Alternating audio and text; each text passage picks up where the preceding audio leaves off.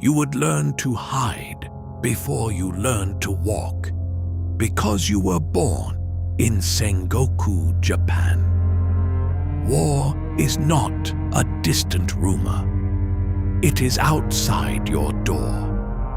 If your lord loses, your village burns with him. You do not grow up in peace. You grow up in uncertainty. This was the age of warring states, and survival was never guaranteed. For nearly 150 years, Japan was not truly a nation. It was a battlefield. The Ashikaga shogunate still existed in name, but real power had collapsed. Regional warlords, the daimyō, ruled their provinces with private armies. Loyalty was temporary. Alliances shifted overnight. In 1467, political tension erupted into open warfare in Kyoto. The Onin War began. The capital burned. Temples collapsed into ash. Noble houses disappeared. Entire districts were reduced to rubble. When the war finally ended, nothing had been resolved. Central authority was gone, and Japan fractured into competing war states. This was the beginning of the Sengoku Period, the age of warring states, a century and a half of instability. You are not a general.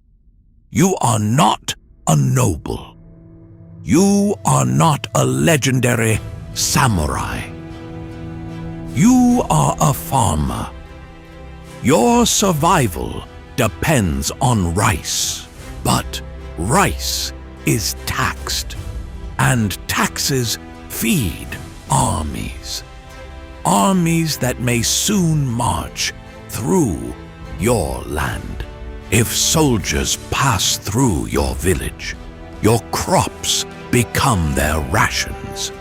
Your sons may be taken. Your home may be burned. And there is no court to appeal to. No higher authority to protect you. Loyalty shifts constantly. Today, your lord rules. Tomorrow, he may be dead. Castles rise across the landscape. Wooden fortresses surrounded by moats and stone walls. They are not symbols of beauty. They are survival machines. War is no longer seasonal. It is constant. And in 1543, Portuguese traders introduce firearms. Gunpowder spreads. Arquebuses multiply. The battlefield becomes louder, deadlier, less honorable. The myth of the noble duel fades.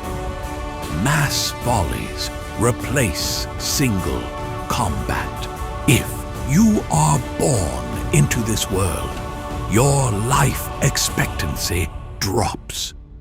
Not because of disease alone, but because power is unstable, and instability kills. Then comes a man who understands that chaos is an opportunity. Oda Nobunaga. He inherits a modest domain. Many underestimate him. They shouldn't. Nobunaga sees what others ignore. Tradition is weakness. Firearms are the future. At the Battle of Nagashino in 1575, his rotating gun formations devastate the famed Takeda cavalry. The charge of mounted samurai, once unstoppable, collapses under coordinated gunfire. In that moment, the old world begins to die. But Nobunaga's transformation goes beyond the battlefield. He dismantles powerful Buddhist monasteries that function like independent political states. In 1571, he destroys Mount Hiei. Thousands die. It is not mercy. It is a message. No institution is untouchable. Markets are liberalized. Guild monopolies weakened. Power centralized. For the first time in generations, unification seems possible. But in Sengoku Japan, power invites betrayal. In 1582, one of his own generals turns against him at Honnoji Temple. Surrounded, outnumbered, Nobunaga chooses ritual suicide. The architect of change is gone, but the momentum does not stop. Toyotomi Hideyoshi rises next.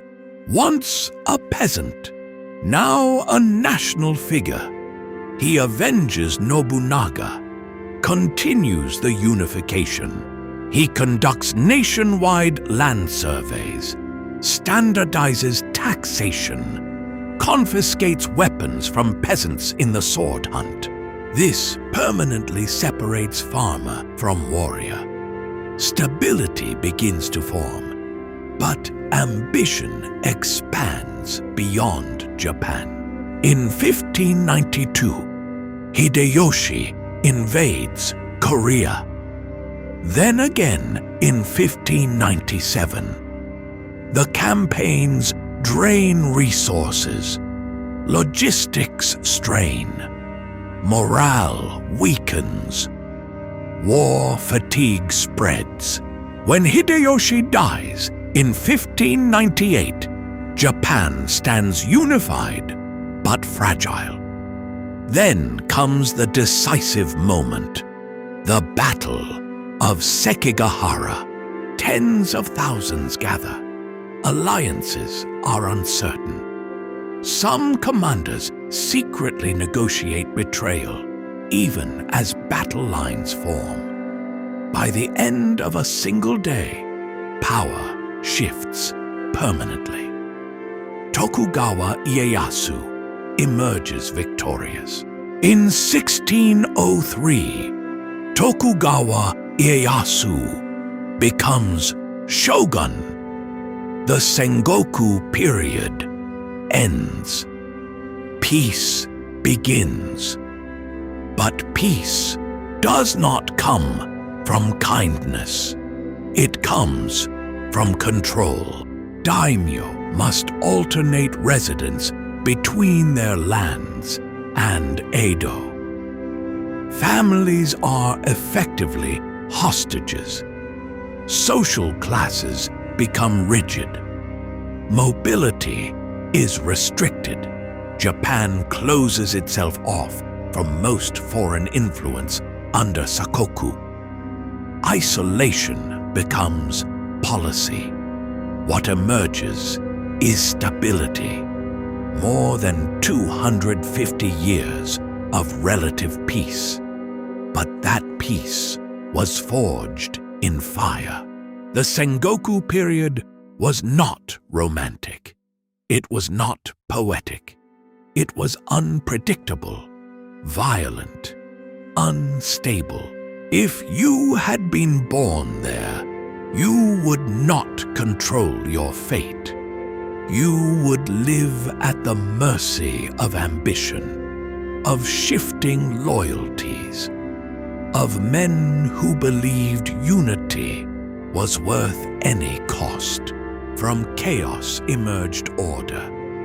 From war emerged a nation. But survival? That was never guaranteed. And for most, it never came.